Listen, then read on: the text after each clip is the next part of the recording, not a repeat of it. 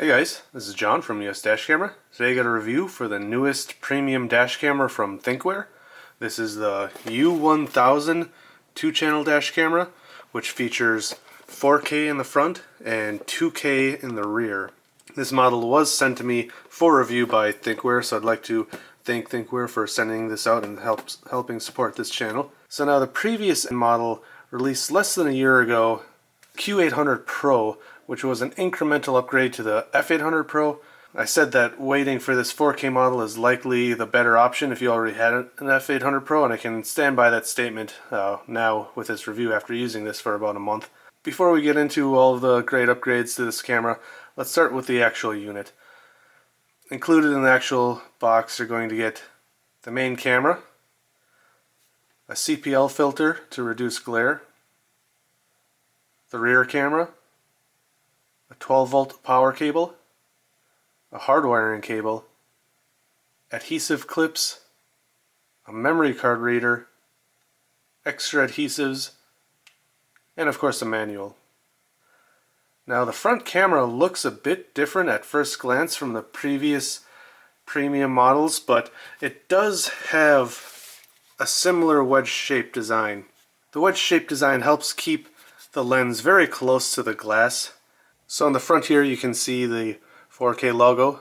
The lens does have the CPL on the filter. On the top here is where you're going to mount the mounting plate, which will stick to your windshield. On one side here we have the power in, the extension port, which I'm not sure what that is for. Then here we do have the radar port, which is not for police radar or laser scanner type option. This is for the parking mode, so we'll talk about that later when we get on touch on the parking mode. Here we got the rear channel input, micro USB. On the side we just have the micro SD card reader, a reset switch, and the mic hole. Then on the back we do have a power button. One thing I really like about Thinkware cameras is if you want to save battery when you get home and park in your garage, you hold that for 5 seconds and it shuts off. Then when the camera, or when you start your car back up in the morning, turns back on like normal. Some cameras, like the Blackvue cameras, they don't have any sort of power switch. The only thing you could really do is unplug the camera, and then you got to remember to plug it back in. And I'm very forgetful, so I don't like that. I do have a Wi-Fi button, and you can mute it from there. And then of course we have a manual record, which will mark that as a manual, or it's sort of like an emergency record button. And in the app you can set whether or not those get written over, and you can actually set different types of files such as parking, motion detection, parking incident, normal recording impacts, whether or not those can be overwritten or not. I really like that feature. Since this camera features no screen, you are going to need to use the Wi-Fi smartphone app to change camera settings. From this app you can view a live feed to set your camera angles. You can change the recording settings, different parking mode settings, and system settings like date and time. And of course you are going to need to use the app to set up the cloud. So the included CPL filter is pretty small. It does come with little instructions, but I'm very glad that Thinkware includes this in the package. Now there is a one-channel version of this that does not have a rear camera. So if you buy the single channel version, you can upgrade to the rear camera later, which is a pretty awesome feature about Thinkware. They've always had that option where the single channel bundle is just a 2-channel model, and you can upgrade later if you'd like. That's a feature that Blackvue has never done before. But in addition to not including the CPL filter in the 1-channel kit bundle, you're not going to get the hardwire kit. So the best value of course is going to be with the 2-channel model, and considering parking mode is one of the most important features, you're really going to want to have the 2-channel. The single channel bundle comes for $400, and the big one, the big bundle with both channels, is $500. Now, again, like I mentioned before, I do have links down in the description to where you can purchase them, including some coupon codes from Black Box My Car where you can get $30 off, so check that out if you're interested. So the main camera uses the Sony Exmor-R Starvis image sensor, which is a 8.42 megapixel image sensor. It is able to record true native 4K video. Now, the reason I say that is because there's a lot of dash cameras out there that say they're 4K, but they don't have 8 megapixel image sensors. A lot of them say they have 4 megapixel image sensors, which sort of tricks consumers. You need 8 megapixels at least to get 4K video. Now, it's also capable of 2K at 60 frames per second, which some people may prefer. Sometimes the higher frame rate in a lot of conditions can capture license plates better. But it is half the resolution, so you'll really have to play around with it and decide which you prefer. I usually just use the higher resolution at 30 frames per second. Now, 4K cameras have struggled with nighttime quality because the sensors use smaller pixels essentially, which don't capture as much light. So I'm happy to see that this newer Sony image sensor does capture low light quality pretty well, and most people will be satisfied with this while receiving 4K resolution. But oftentimes the 1080p models or even 1440p models do have brighter nighttime quality. So the rear camera features the same Sony Exmor-R Starvis image sensor that the Q800 Pro featured in the front camera. So that's pretty awesome. That is a 5.14 megapixel image sensor that gives true 1440p for excellent rear video quality. The front camera combined with the rear camera, the U1000 offers basically one of the most impressive two-channel systems on the market in terms of video quality and their image sensors. Like most previous Thinkware models, this camera still uses audio notifications to tell you important information such as when the memory card is missing or how many motion or impacts it detected during parking mode. Insert a memory card. Continuous recording will now start. During parking mode.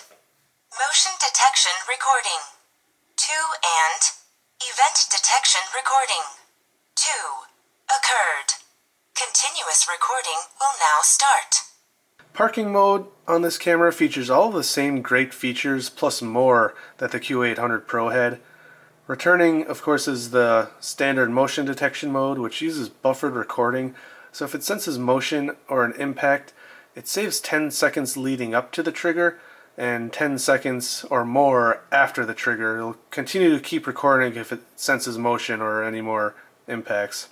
The time-lapse feature records only 2 frames per second, but continuously. The benefit of this is you can record hours of footage at a fraction of memory card space. Sometimes if you're parked in a high traffic area, standard motion detection feature is just going to be recording non-stop, and that's going to fill up your memory card really quick. Especially when you have a 4K front camera and a 1440p rear camera, you're going to want to get a real big memory card. So if you park in a high traffic area and you're finding that the parking mode is recording too much in motion detection, the time lapse is nice. The third option we have here is the energy saving mode. Now in previous models, how that would work is it would go into a very low power state and you wouldn't get buffered recording, but if it sensed an impact, it would turn on and start recording in about 1 second. So it's pretty quick. But what they added with this camera, which I didn't know about actually before I received it, is a new energy saver mode 2.0 with an optional radar device. Now the radar device is pretty expensive. It's not out as of recording.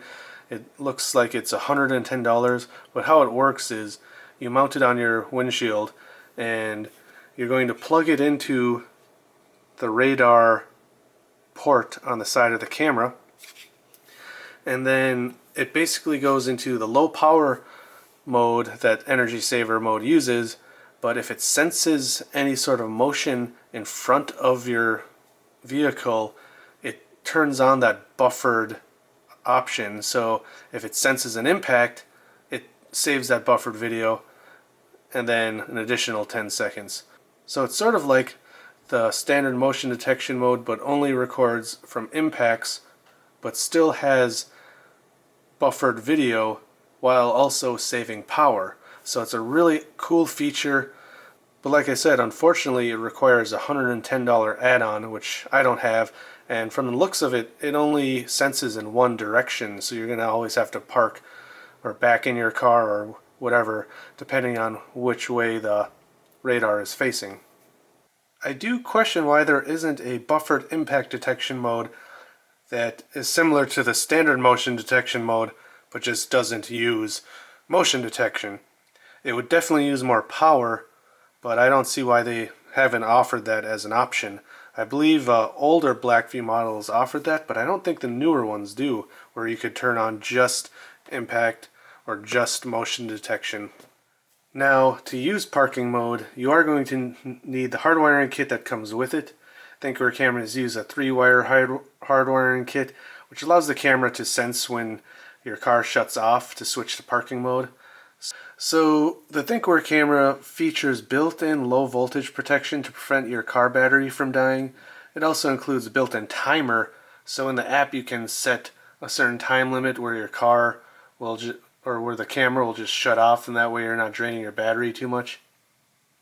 And of course it does have high temperature cutoff protection. It also offers a winter protection feature, because some of these low voltage settings on really cold days might be too high, because it might cut the camera off at that voltage, but then it might continue to drain and then leave you with a dead battery when you wake up in the morning. So the winter protection feature is pretty nice. If you want to protect your car battery, there is another optional add-on. It is very expensive, but if you can afford it, it's a great option. It is the CellLink Battery Neo, and it offers incredible fast charging, high capacity battery specifically designed for dashcam parking mode. And there is also an expandable battery, but again, it's really expensive. The benefit of this is you don't have to constantly put a strain on your starter battery. It's something to consider. Now, Thinkware Cloud features have expanded with this model. Previously, the Q800 Pro could connect to a hotspot in the car, no 4G connection, and it would allow another person, such as a parent or a fleet manager, to see where the car is, how fast it's going, receive crash impact notifications to their phone, but this was limited to only when the car was driving. There was also no live stream option, so this model does finally bring the live stream option, so you can remotely view the front and rear camera from your cell phone. And in addition, it has offered a parking mode feature during cloud connection, and that's the parking impact notification. So if you have a hotspot in your car while the car is parked and off and it senses a large impact, it'll send your phone a notification and save that clip to the cloud where you can view it. So I'm glad to see Thinkware has been upping their cloud features. In terms of video quality, I do believe the U1000 outperforms the DR900X-2CH channel from Blackvue, which is their equivalent 4K model. Now, the Blackvue model only has 1080p in the rear, but in the rear it's actually pretty comparable. Blackvue hasn't published the image sensor in the front camera, so I'm not sure what it is, but it also does 4K, true 4K at 30 frames per second, and the rear camera is a 2.1 megapixel Starvis image sensor capable of 1080p at 30 frames per second.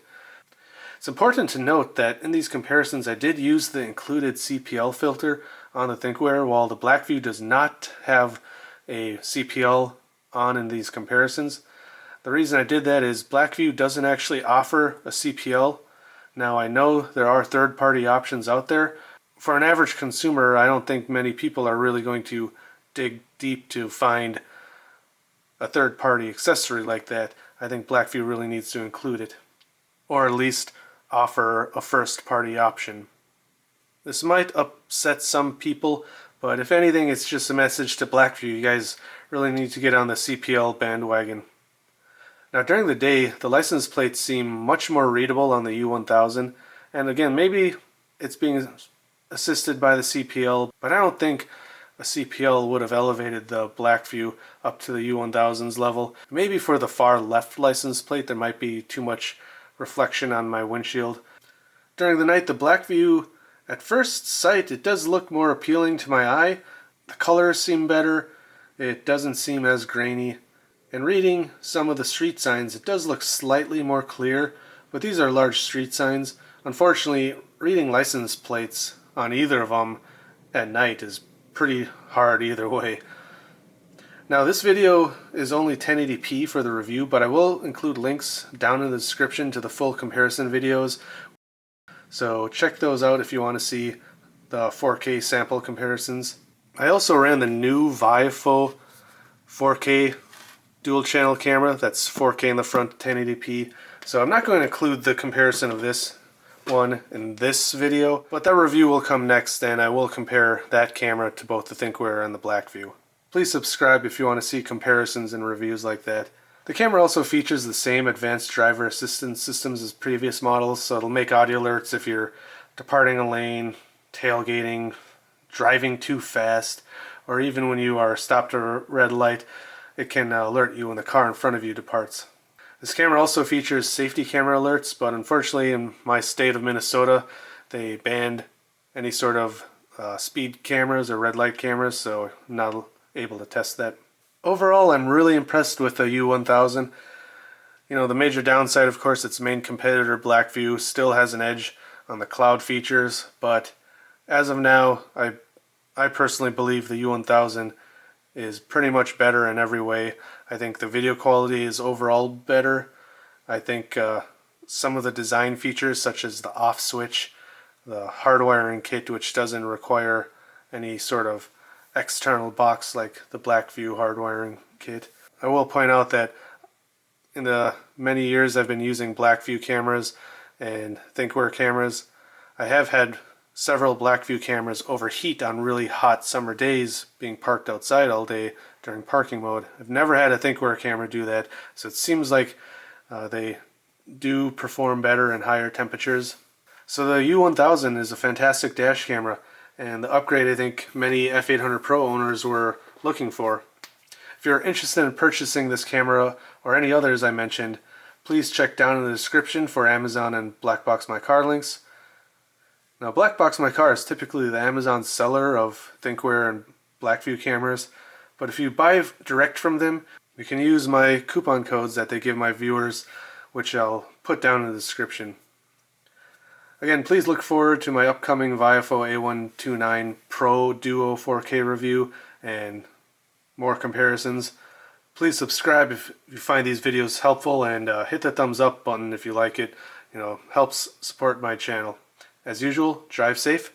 Thanks for watching, and I'll see you next time.